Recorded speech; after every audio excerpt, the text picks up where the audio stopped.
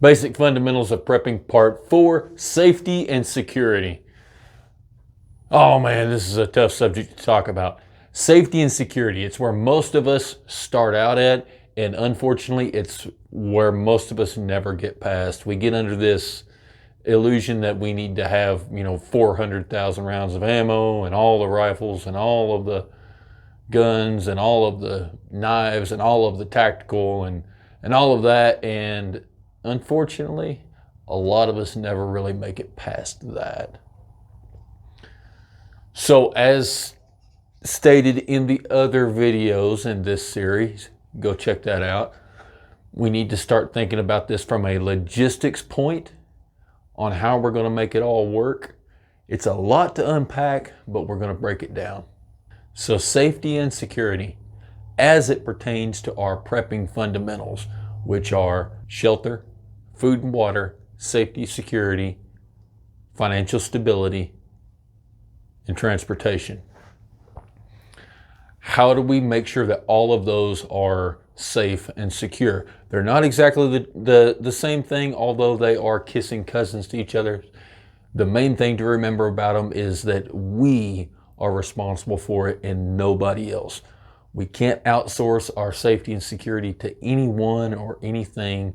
We are ultimately responsible for it.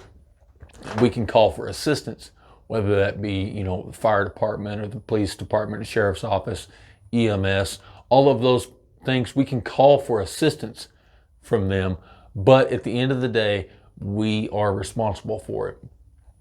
So safety and security, I'm going to also include PPE in this, things to protect yourself from the outside environment that don't necessarily involve, rabies infested gorillas trying to, rape your dog.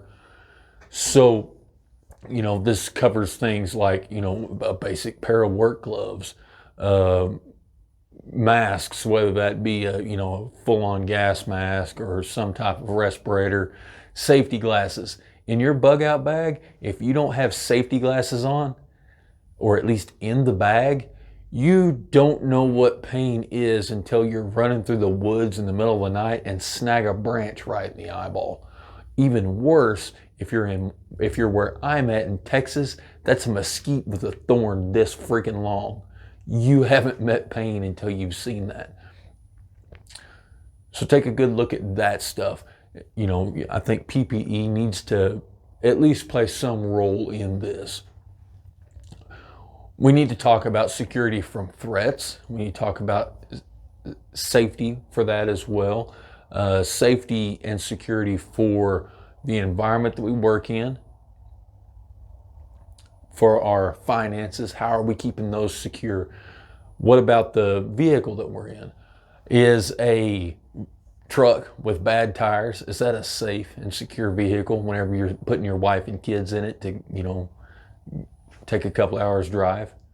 Not exactly. So there's more to this than just the guns. Don't worry, you still got my permission to go ahead and buy a rifle. And as a matter of fact, we'll probably start there. So implements that we carry on us for security.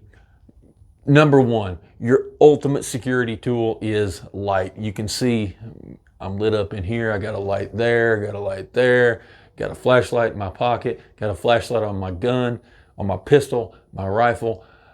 Light. Light is your number one security tool. Porch lights, street lights, motion lights, things that are threats tend to dislike light. Brown recluses and cockroaches and bad guys are all the same. They don't like light. They don't like to be seen.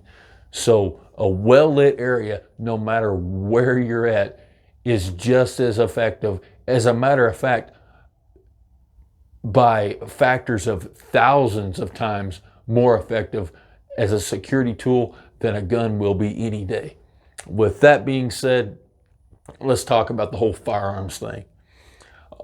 Okay, so as discussed in previous videos, I carry on my person every day. If I have pants on, I have a Glock 19. Sometimes I carry spare mags. Right now, I don't have any spare mags. Should I? Probably, but I don't. And that is my primary weapon.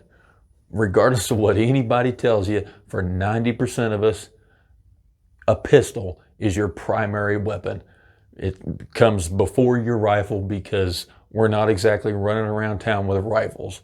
A rifle is a secondary. It stays in the truck, it stays in the house. Maybe if I'm out at the ranch, I'll have it on the four-wheeler.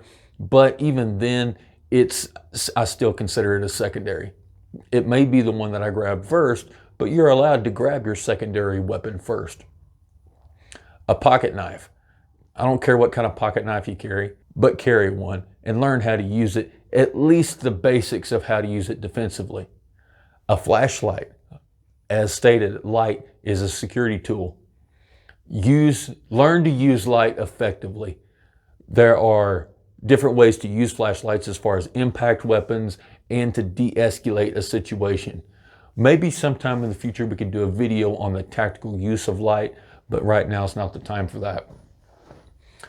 So your fighting pistol, which is the one that you carry every day, your fighting rifle. There needs to be one for each adult in your household at minimum. I kind of like for each able-bodied person to be able to have one, but at least one for each, able-bodied adult should be able to have access to a fighting pistol and a fighting rifle. I know it's a pain to get your spouse to carry one sometimes, but you're just going to have to deal with that as it comes. Moving on from there, let's talk about the different categories of our fundamentals, and let's start with shelter. The security of your shelter. This is a little bit difficult. Security and safety of your shelter is entirely dependent on where you live.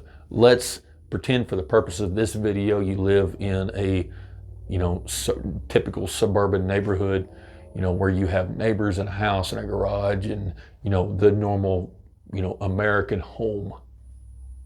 What you need to do here is take a study of your area and figure out what you're trying to stay secure and safe from. There's not much you can do until you've done that. Focus at the logistics, look at what our problems might be, and then let's move down to what we can do to fix it, and then how are we going to implement that plan. So in my area, as far as social problems, we're pretty far separated from town. So we don't have a whole lot of social problems that we may have to deal with, although it can exist, and it exists everywhere, regardless of how remote you may live. But once again, we go back to, is everything well lit? Are there easy places to hide? Is your house an easy target? Are there clues as to what may be in your home? We were broken into one time at a house that my wife and my family and that we lived in. And I think that was, looking back, I think I can see a couple reasons why that may have happened. For one, it was a known rental house. Two, there were kids' toys and stuff, in the carport, the garage, and you could tell that a family lived there.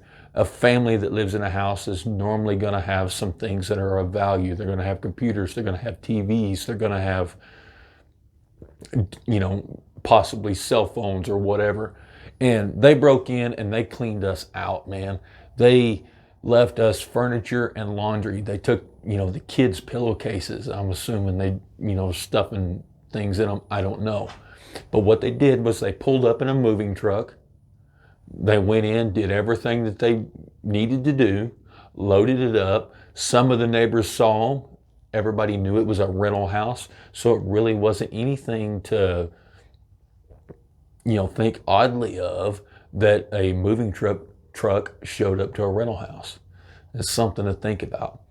So what can you do to make your house less of a target, or at least less of a target than all the other houses around you? Sometimes there's, not really a whole lot you can do. Being familiar with your neighbors is a huge step in the right direction. We were familiar with our neighbors.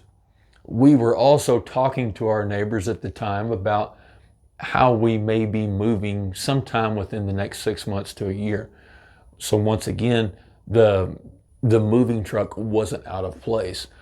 The neighbors that we knew really well, of course, this happened during the middle of the day. Everybody was at work. They came in the back door, completely kind of concealed from everything. Yes, they put stuff in the moving truck, which was parked in the driveway, but it was backed into a carport. So you really couldn't see, much about the actual people that were there, according to the people that at least saw the moving truck there. They never actually saw the people that were in it. They just noticed the truck was there and then the truck left. So around your house, are there places that are easy to hide? Are there overgrown bushes and shrubs and ornamental trees that somebody can get in and see? Can they see your huge 80 some odd inch giant TV from the street? What about when somebody knocks on your door as a salesman? When you open your door, how much of your home can they see? Is it obvious that you may be hiding money or some other type of thing in a certain spot? Is that something that they might look for? I don't care if somebody goes through the underwear drawer, their fault, not mine, but I sure don't want to have thousands of dollars, stuck in that particular spot. From that, we move on to, the physical security of your shelter or your home. Good doors, good windows, and good locks. The big trend right now is everybody wants a glass door, and door locks and deadbolts on glass doors have always somewhat perplexed me. I don't quite understand that. There are glass doors that you can buy that do hold up, that they're not going to break. The ones that the door frame is going to break before the glass does. And if I was going to do something like that, that's probably what I would have. Although I don't necessarily want an all glass door. I like to be able to see out of it, but not the whole door. A window in the door is one thing. The entire thing being glass, a whole nother level of, I don't want people looking in at me whenever, I'm in the privacy of my own home. A lot of this plays into, online security with social media. Are you posting 1,000 pictures of your wonderful vacation, in, your cruise and you're out of country or, 4 states away? It's surprising the amount of people that do that, and they think, well, everybody on my friends list, I would trust them. And that may be very true. But you don't have control over who's able to see that and knows that you may or may not be gone. A lot of people that collect firearms get broke into, and their friends know that they collect firearms. And their friends will say, will be out with their buddies, and they'll be like, I have this buddy John, he's got a lot of nice ARs. And your friend trusts his buddy John. Well, now as we get further removed, the less they care about the original guy, because they don't even know the guy, and you get 4 or 5 people removed, and now somebody's telling a thug, hey man, my buddy Jimmy, he said this dude's got all kinds of crap just piled, stacked to the gills. Whenever they took my guns that I had at the house, they took the whole safe. They took everything. I mean, they didn't open it. They didn't do nothing. They just took the whole damn thing and then worried about it later.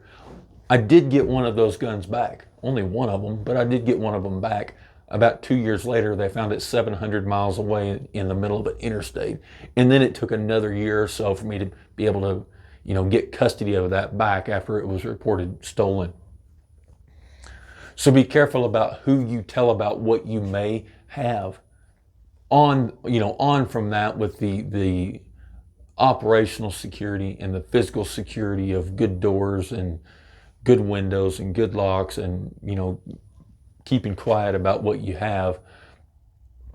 Look at the area that you live in specifically.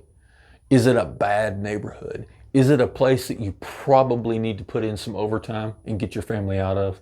My wife and I, when we were first together, we were living in a cheap place.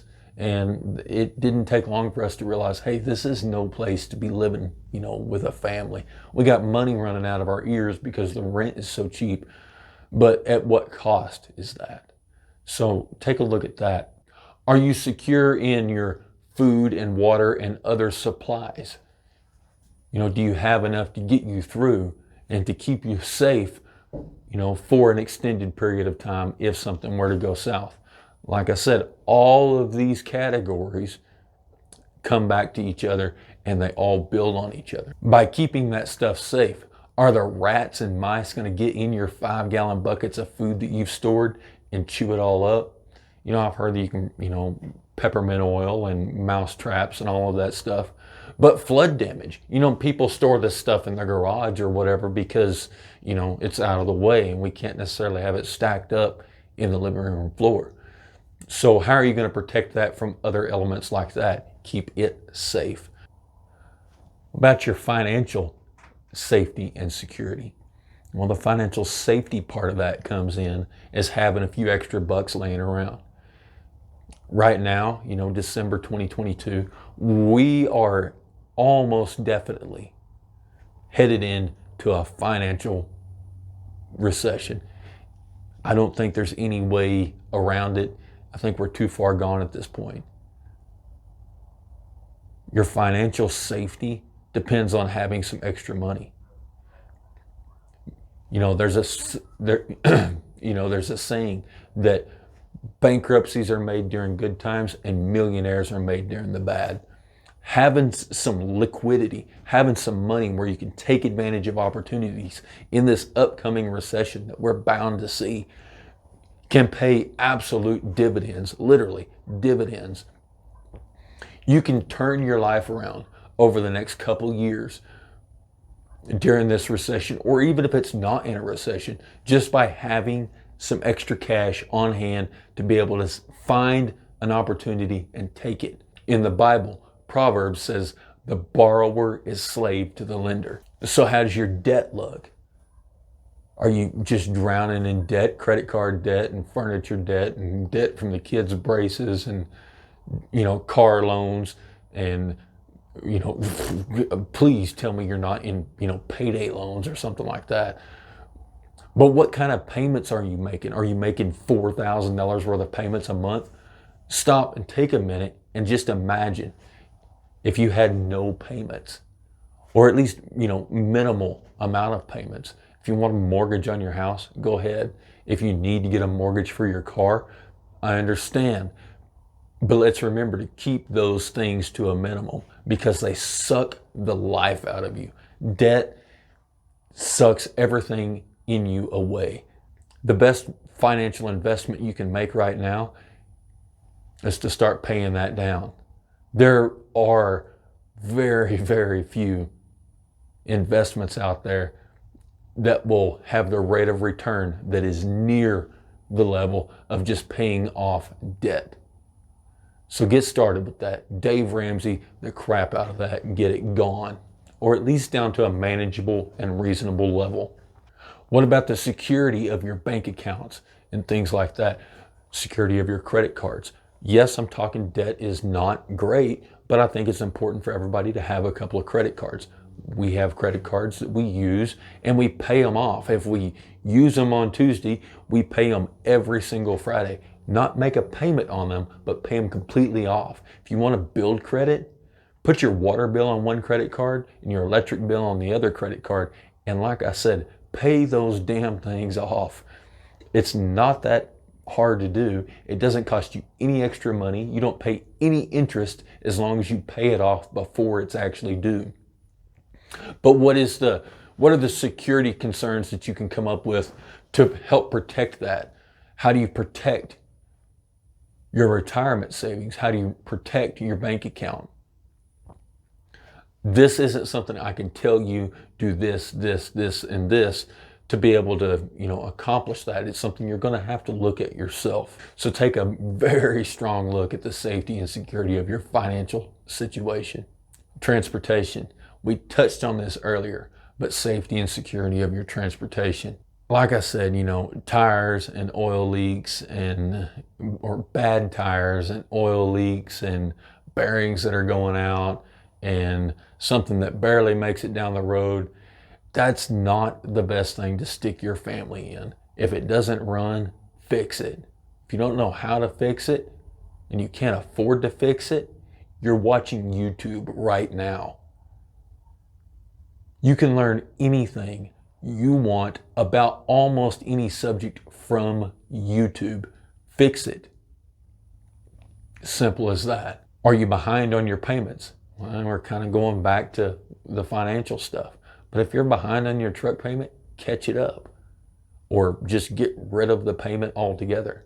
Does your car or truck have enough fuel in it right now to get the furthest distance that you may reasonably need to go? If it doesn't have that amount of fuel in it, do you have that amount of fuel on hand? I'm sitting in a shed right now and I'm surrounded by 1, 2, 3, 4, 5, 6, 7, 8, 9, 10 5-gallon fuel cans. It's 50 gallons of fuel, all right here within my reach. You know, I can actually reach out and touch them right now, and they're all full. This isn't all the fuel that we have. It's all the fuel that we have here, but it's not all of the fuel that we have. 50 gallons of fuel is going to get me and my family and both vehicles the furthest reasonable distance that we would need to drive, no problem.